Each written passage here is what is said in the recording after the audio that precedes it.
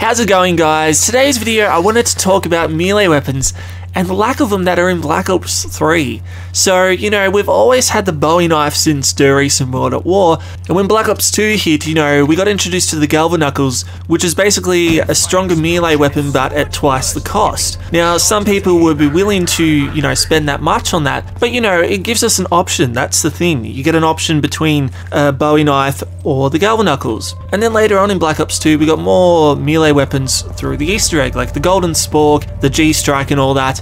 And it's kind of annoying, you know, looking at Black Ops 3 and seeing how it's kind of regressed back to Black Ops 1 in the melee department, where it's like pretty much only the Bowie knife. We did have the sword in Shadows of Evil, which was pretty good, but it wasn't something you could have out all the time, and you of course had to switch to it to actually have the melee effect of it. With Der Eisendrache, you know, we've got this plunger, but I'm pretty sure it only does the same amount of damage as a regular knife. The upgraded version, I don't know if that does more damage or not. I've heard it only deals with panzers more easily. And then of course you've got the bows. When you melee with those, you melee with the arrow, and that is so cool. But the problem is, they're still the same amount of damage as a regular knife. And they've actually got a longer animation, I think, because you're using the bow. So it's actually worse to use that over the knife. It only looks cool, and I feel like they could have, you know, made the melee on the bows stronger, maybe kind of like how the staves had their own melee weapon on the back of their staves and you could kill reliably with that. But yeah, I'm just annoyed that there's no variety, like that the Galvanknuckles are gone, and I think those would fit. Or hell, look at the multiplayer weapons. You got the Fury Son, you've got the Iron Jim, you got the Brass Knuckles, you got the Butterfly Knife. All of those